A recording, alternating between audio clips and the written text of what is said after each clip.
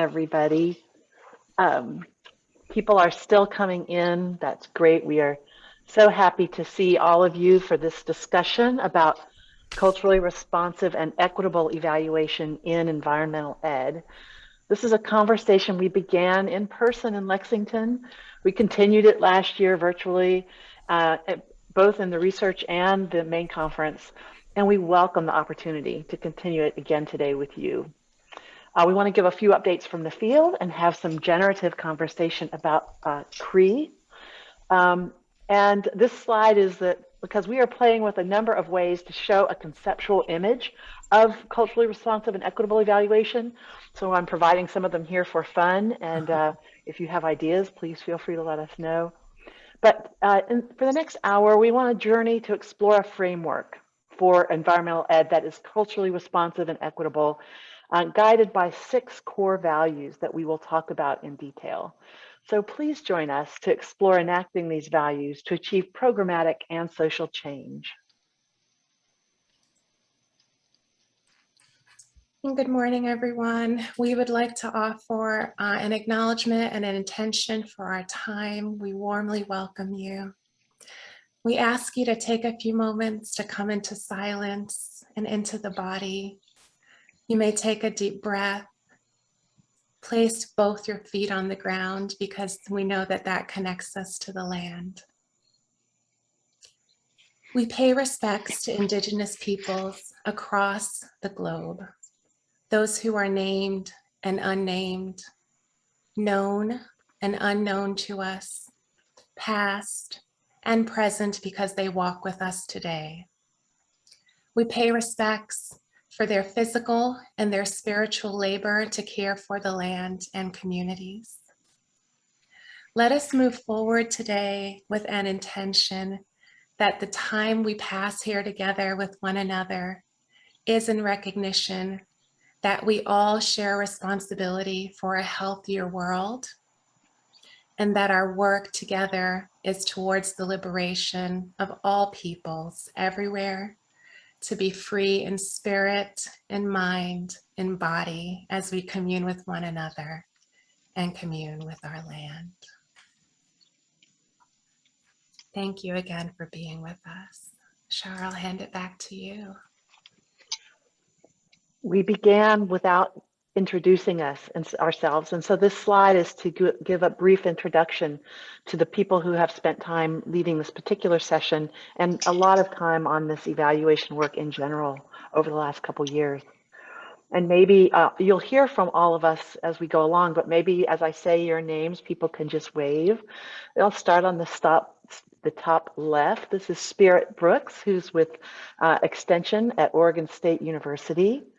Next is Charissa or Sharzi Jones, also with OSU Extension and with the Outdoor School Program. Next, we have Luciana Ranelli, waving Luciana. Ashlyn Teether, who's at Duke with me.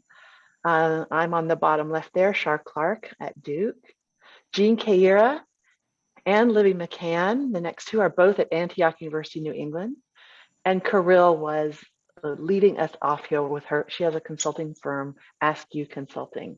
So we are all happy to be here today. Those were individuals. On this next slide, you'll see a number of organizations, which in large part are the ones represented by the people I just introduced you to, but there's others as well. What has happened overall for this process is that we had in conversations with environmental educators and evaluators who worked in EE, we at the Pisces Foundation realized that evaluation, yes, it was happening in many organizations, but it could be improved. It was often being used only for funding accountability, not for learning and improvement. And little of it was shared across organizations, so that there was significant opportunity to improve all those things and to tell the story better of the field of EE. We wanted to improve opportunities for organizations to learn from each other and to tell a collective story of outcomes and challenges. So thinking about better and interorganizational evaluation became a funded effort by the Pisces Foundation. Pisces identified 3 efforts that were already actively working on some regional or statewide collective evaluation initiatives. And so these 3 case studies joined our work from the outset. These 3 are a group of environmental education centers in Colorado, the Outdoor Schools program in Oregon, and 23 nature centers along the Delaware River who collectively put together an effort called the Alliance for Watershed Education. So this slide just shows logos for these efforts to thank many of the other partners who are engaged in this work. We have a number of goals that I will name, but we're focusing on one primary goal today, which is to reflect on ways to conduct evaluation that's CRE. Quickly, 2 other corollary goals. One is to create an online web portal, which I'll talk about a little bit later. We want you to go see it. And a second goal is to provide resources, not just to improve competence at the individual level, but also at the organizational level, among a network of organizations and beyond as well.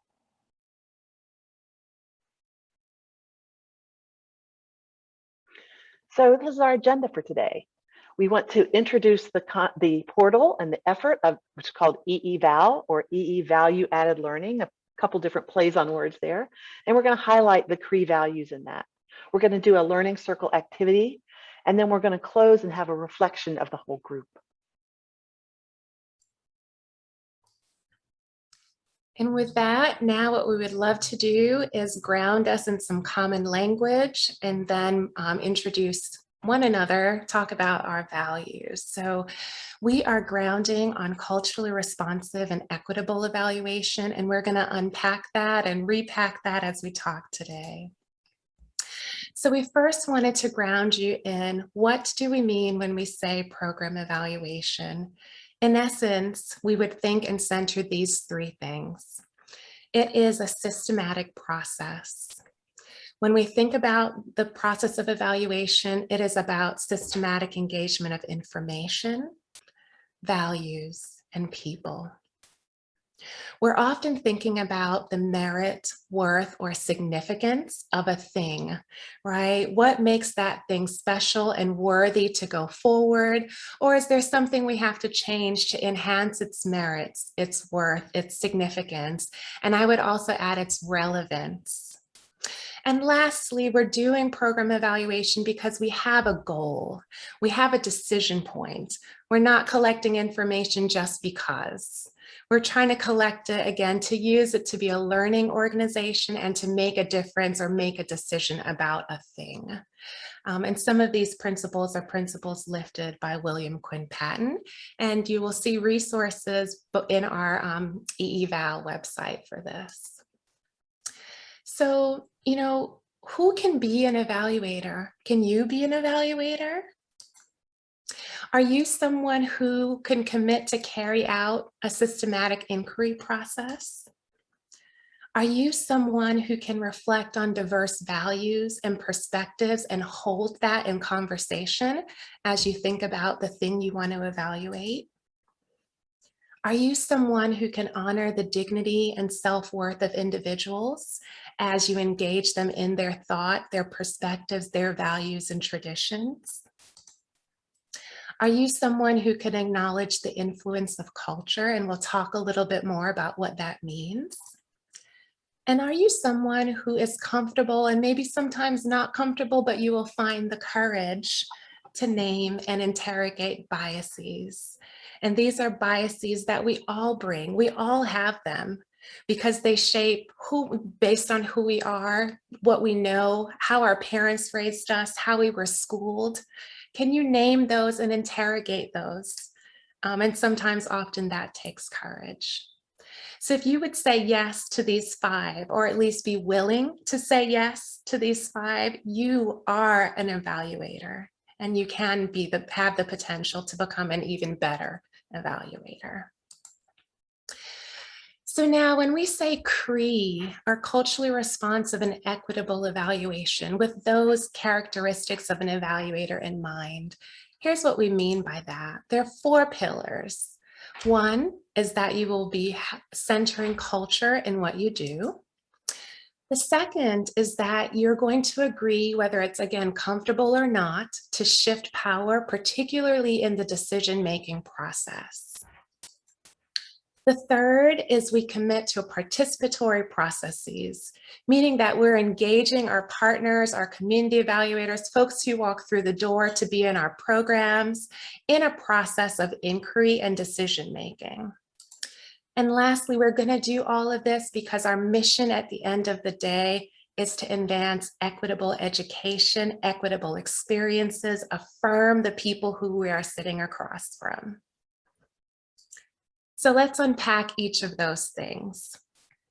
When we talk about cultures, right, what we're really thinking about are the ideas that we bring, the customs we share, or maybe we don't share with one another, our traditions, our beliefs, our practices, right? We think about age, we think about ability, we think about class, gender identity, ethnicity, and I can go on. And you've heard this many times, right? If you're here, you've heard this.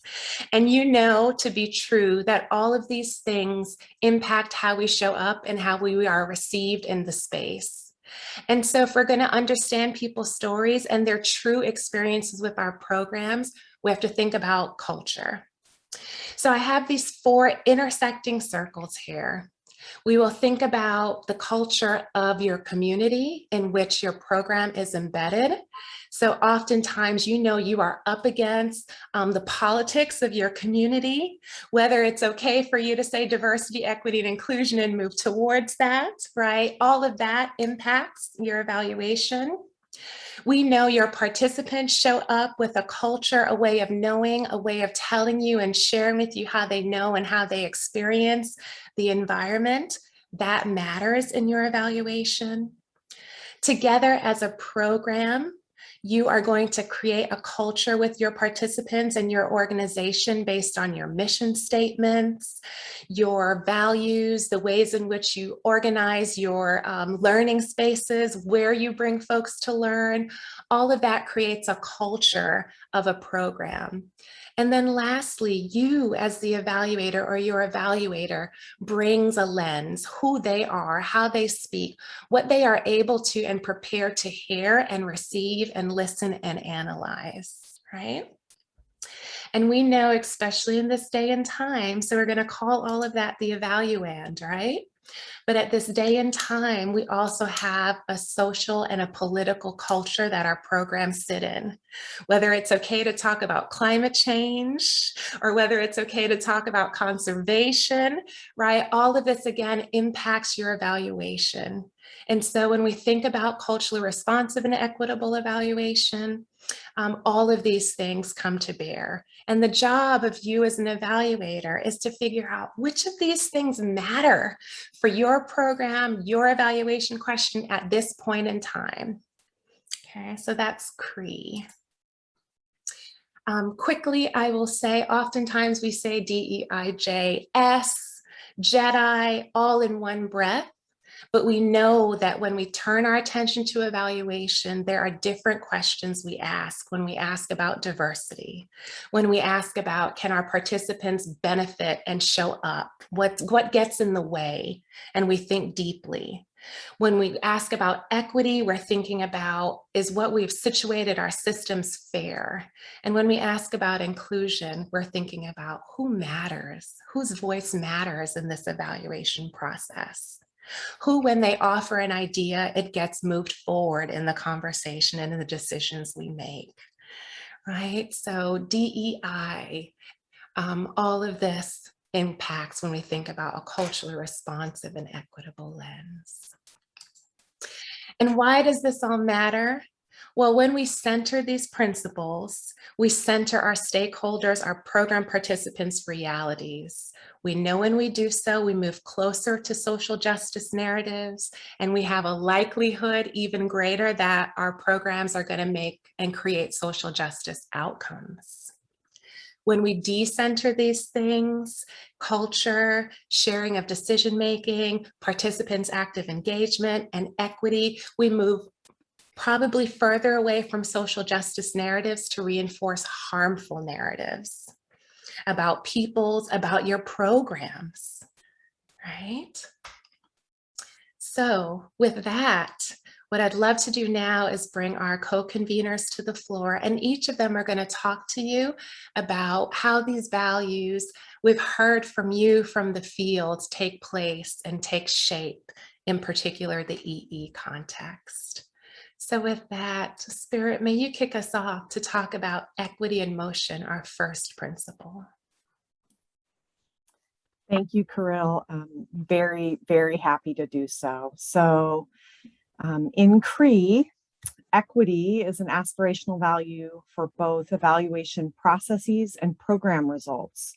So the principle of equity acknowledges that there are historically underserved and underrepresented populations of folks, and that providing equal or identical treatment to all does not necessarily improve the fairness of these unbalanced conditions. Groups and individuals differ in their ability to create and enjoy healthy communities, and evaluators need to acknowledge this disparity. Different life experiences lead to different ways that people make sense of the world, so different ways of knowing and being. And evaluations have the power to influence which viewpoints are reflected in decision-making processes and through resource allocation. And culturally responsive and equitable evaluators are thoughtful about the power differential and the dynamics involved. Persons operating in an evaluation role need to design studies and protocols that recognize power and privilege and oppression, the centering of whiteness and white supremacy in evaluation, and the ways in which folks from marginalized identities and communities have historically been othered in evaluation. Reporting should resist simplistic, stereotypical representations of people. Gatekeepers, in other words, those who control access either to someone in authority or to information, such as funders and supervisors, or those who commission and oversee evaluations, have an obligation to establish and support policies and practices that contribute to equitable processes and outcomes by design. For example, requiring grantees to employ people who share lived experiences in communities of interest, or allowing time for relationship building, supporting research and evaluation designs that are relevant and responsive to stakeholders, that invest in longer-term capacity building for organizations and communities. So equity in motion, therefore, implies that equity is central to every aspect of CRE eval, from design to reporting. And I think with that, I pass it to Charissa. Thanks, Spirit. So when we're thinking about authentic engagement, we're talking about an essential piece of evaluation, because it requires us to enter in this evaluative space from a place of humility and sensitivity. It means acknowledging that everyone involved in the evaluative process has inherent strengths and wisdoms that can be brought into the evaluation to make it that much more stronger. As Karyl said before, it requires us to understand power and privilege and to shift that as we need to in order to make sure that multiple perspectives are being shown in this evaluation process. It requires setting aside resources such as funding and time, and making sure that we are centering the community that we're not only working in, but also with, to ensure that their voices come through in this space. Authentic engagement means that we are working hard to build trusting, respectful, and genuine relationships. And sometimes that can be hard. And sometimes it means that we want to speed up the process because it can take so long. So as a funder, if any of you are funders in here, it means that we are supporting evaluators as they are looking to authentically engage with the communities, that we are providing them with any support financially so that they can build those relationships to further strengthen the evaluative process. And then with that, I'm going to move it on to Luciana. Hi everyone, I'm Luciana. I'm sharing about the value of deep curiosity. And as we go through these, I imagine you're seeing connections and overlap between them. So deep curiosity is acknowledging and questioning whose truths are represented, measured, and elevated for consideration in the evaluation process. And through that questioning, what kinds of knowledge is valued as a result. As we know, as Spirit said, that different life experiences can lead to different ways of how people make sense of their world, and that healthier and the terms like environment and evaluation and education can mean different things to different people. So deep curiosity is about incorporating multiple perspectives and methods of inquiry rooted in cultures, histories, and traditions, within the context of where the evaluation is taking place. One way that might happen is through data collection tools that reflect what you've learned throughout the deep curiosity process. And a funder nudge would be to be open to different indicators of impact. And I will share next to Jean. Thank you, Luciana. So I am going to briefly talk about the value of lifelong learning and critical reflection. So as the name suggests, this requires that we are on this ongoing lifelong journey of learning as well as reflecting critically. So the concept of always becoming, and also the fact that we have to keep on learning, unlearning, and relearning. So this requires that we have to be critical in terms of how we are looking at things, and we have to really have some humility, because we all have growing edges, so to speak, both at a personal level as well as at an organizational level. So at a personal level, it might require having really examining those implicit biases that my colleagues have highlighted, as well as maybe the differences, the various differences that we all bring, because those things do affect how we conduct evaluations.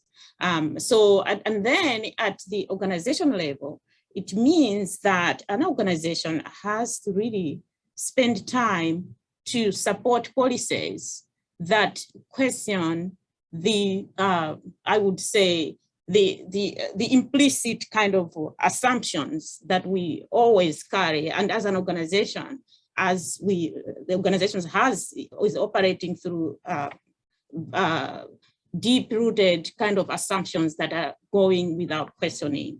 So those processes, as an organization, they take time to why are we doing these things? And what it means is that that organization will be humble enough to say, wait a minute, it has always worked like this, but perhaps let's look at this new idea, right?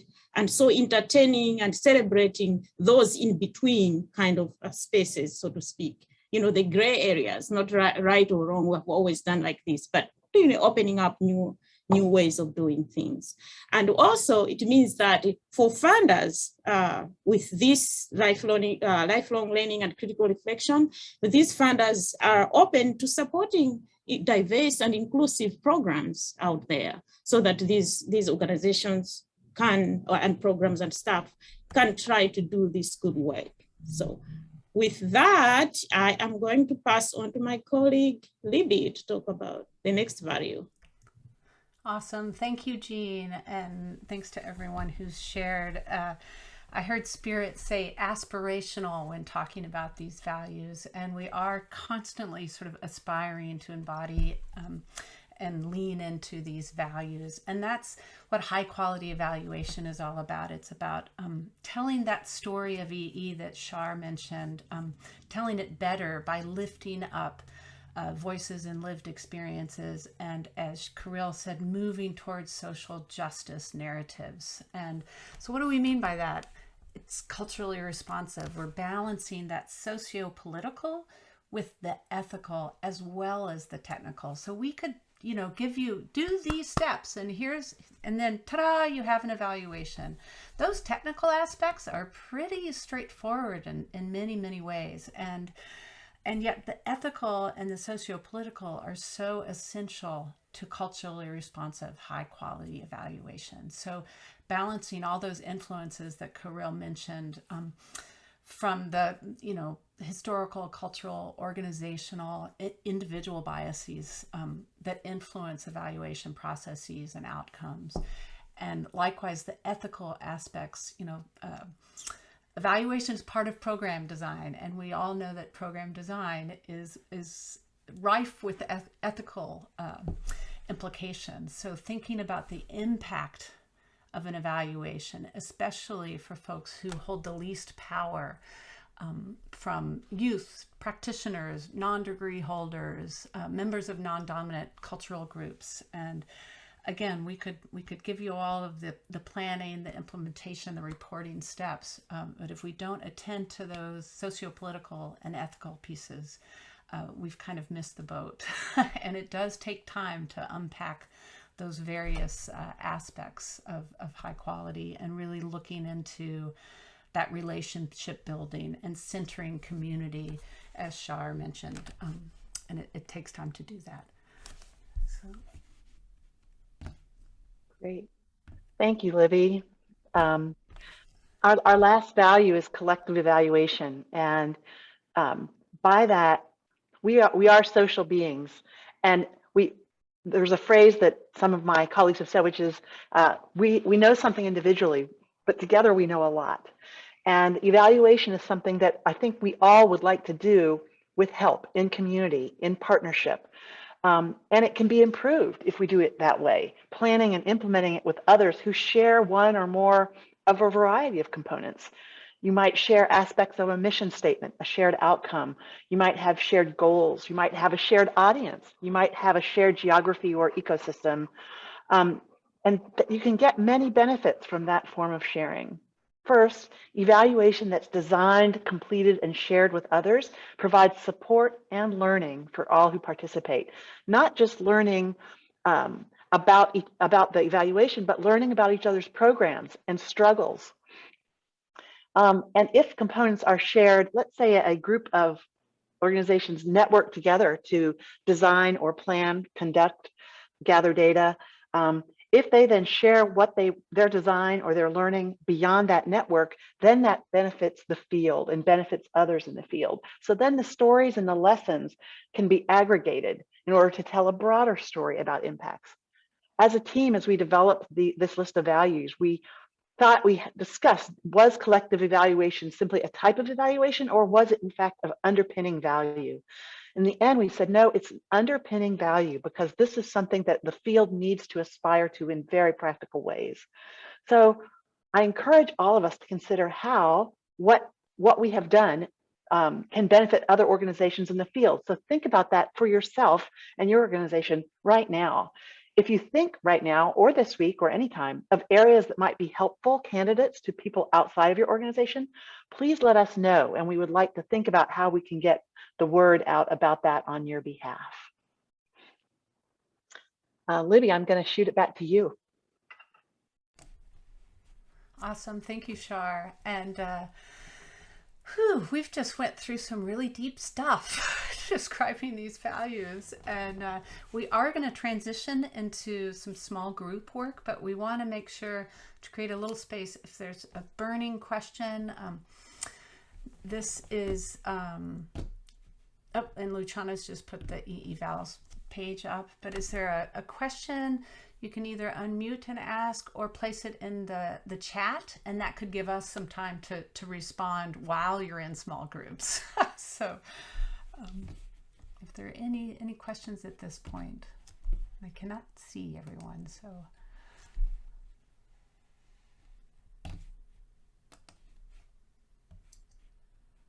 Did I stop screen sharing? Luciana, can you give me a thumbs up that I did stop screen sharing? You stopped. Okay, good. You all are being easy on us.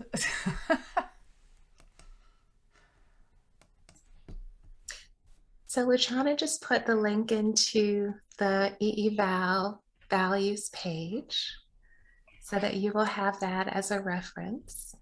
Karyl, I do see one question that just got posted in chat.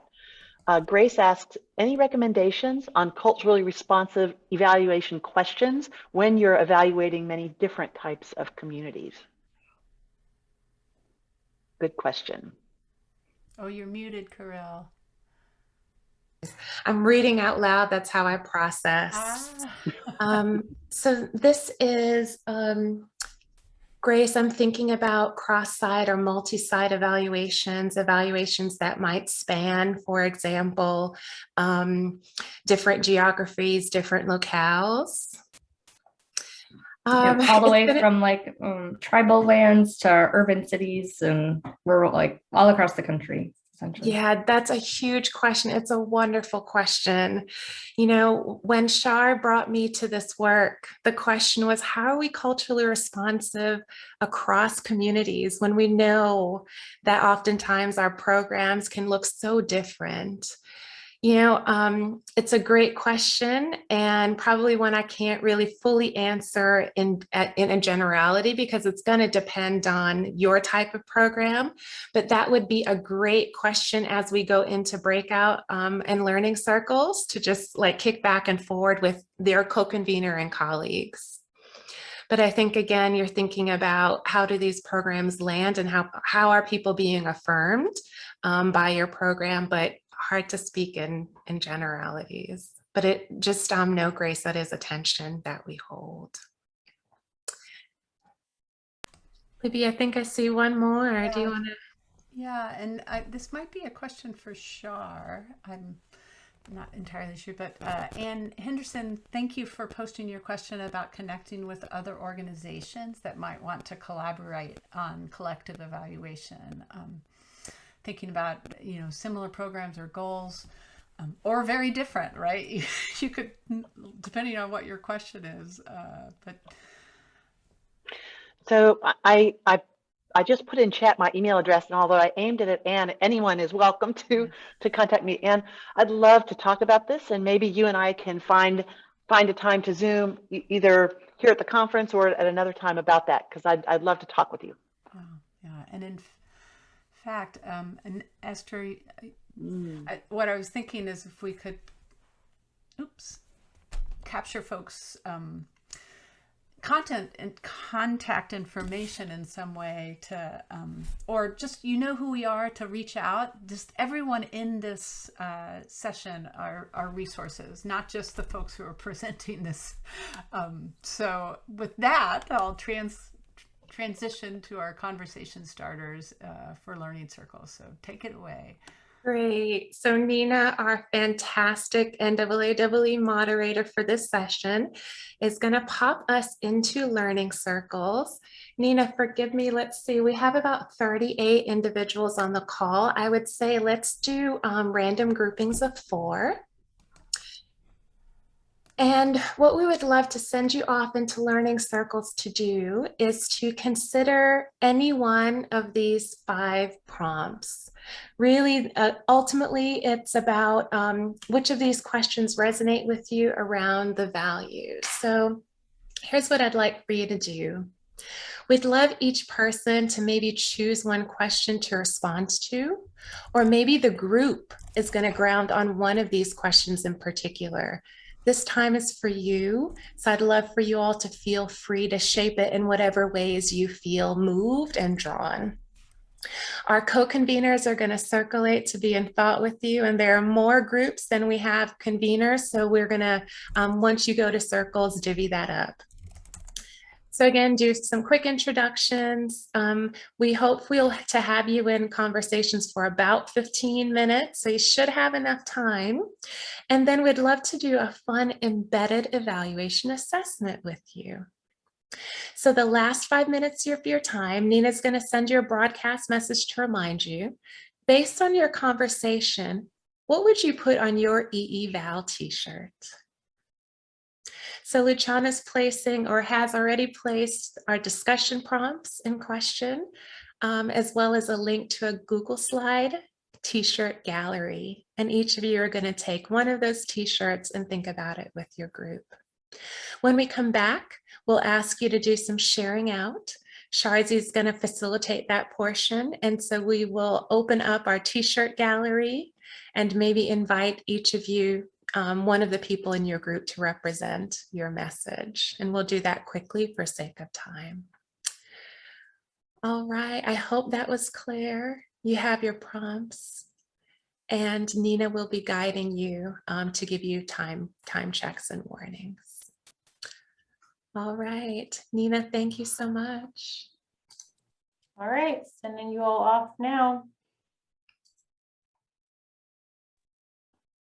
Welcome back, everyone.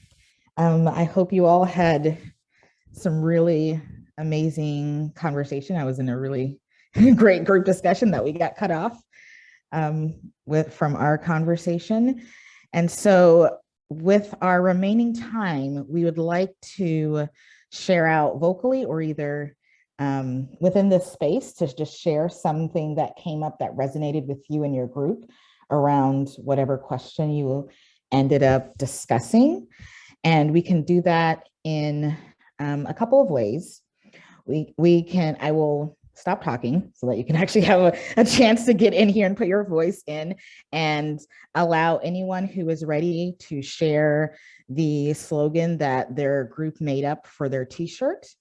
If you want to share, but you don't necessarily want to speak, if you can put into the chat what t-shirt you are, one of us could read the t-shirt for your group. But we would like to hear what came up for you when you went into your learning circles. Shazi, do you want me to screen share or no? You tell me, you boss me around. Oh, I like seeing people's faces. Yes. I also really like seeing people's faces, but I also. You got it. And everyone has the link, so that's perfect. I will put the link back in just in case somebody did not get that. But would anyone like to share what they came up with?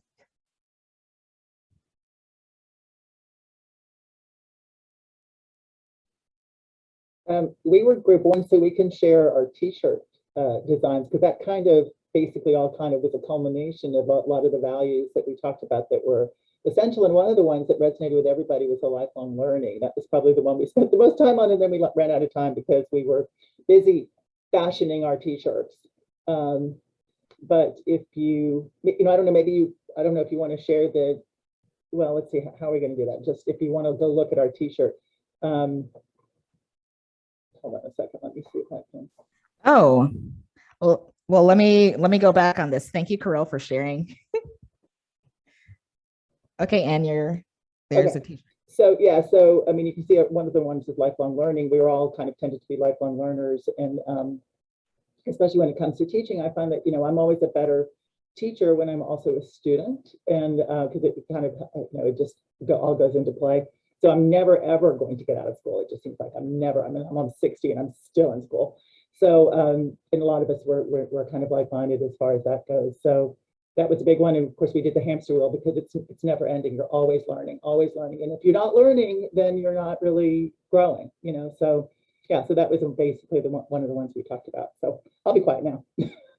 No, that was great. Thank you so much, Anne. I love the visual you all, like the actual image you put on your t-shirt. I think that's great to think about, that this is lifelong learning, and we are always going to be learning something as we're going through our life and our career. I'm speaking for group two, but I'm going to see if I can put I think it was either Becca or Barbara who came up with the idea for our main idea. Whoever came up with that idea for the acronym, explain it. Yes, sorry, that was me. I'm trying to eat my lunch while I participate, so I keep turning my camera off. I was just saying, you could make anagram? I always get that wrong for the values. So if you mix them up, so it would be L for lifelong learning, E for equity and motion, A for authentic engagement, and D for deep curiosity. It's awesome. Thank you. Group three, would you like to share? Sure, I will jump in. This is Esther Coles, and we had good conversation. We ended up with relationships matter. We entered into that from thinking about the time that it takes in order to do this and do this well, and really live it in a way that is authentic to all of the values. and then move to the place of really recognizing that the time is about helping to develop the relationships, and it's the relationships that, you know, build trust and build understanding. That's really more at the core. And love the graphics. Wish we had gotten to that place, but we at least got to relationships matter. Awesome. Thanks so much, Esther. Group 4, my group, would you like to share? Yeah, I can share. So we had a really great discussion that ended still in a lot of questions. So unfortunately, our t-shirt is just some questions, not necessarily anything fun or catchy, but both myself and Tim, another group member, are dealing with that question that I asked before, and how can we, and I'm now thinking, why do we evaluate using a like almost a standardized instrument across multiple communities? And the root cause of that, we realize, is our federal funding structures and having to report back to federal government agencies who are fairly rigid in the deliverables that they need from us. So our question is essentially, how can we still evaluate multiple communities that is responsive and give the government what they need in order for us to keep getting funding? So that will be on my brain for a long time. And anybody that wants to chat about that, I am happy to share. Thank you so much. Anyone else? I realize that I've been going in order, but I also don't want to force anybody if group 5 is not ready. We are in order. Yeah, go ahead, Kate. No, you can go. Yeah, I threw a phrase. I tried to summarize in a single phrase. Perfect. Well, Grace, you set us up because that is perfect, because we were saying to develop a framework for collective evaluation when your proposal is due in 4 to 5 months, talking about how can you do that on a grant timeline and develop that. So that's a big question we kind of ended our conversation with. Kate, do you want to add?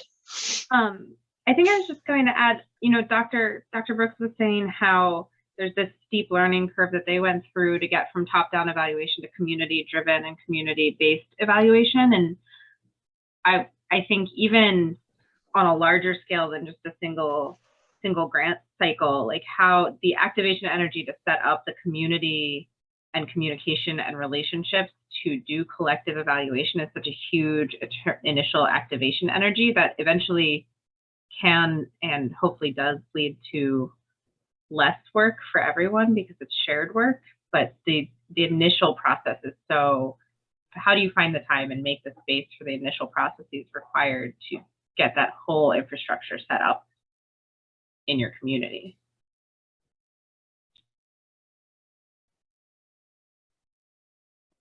Thank you. Guys, we probably have 1 more minute, so we can give Shar 1 minute to close.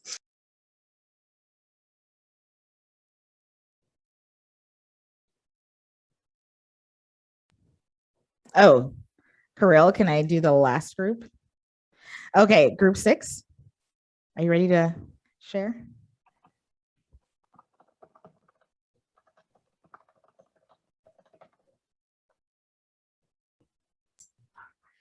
Well, I will go for time.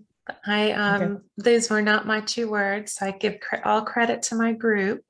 We discussed generosity and resonance. So Norman, who is in our group from Save Nature, offered a story that a young person said that I didn't really care about the science. I just wanted a hug today.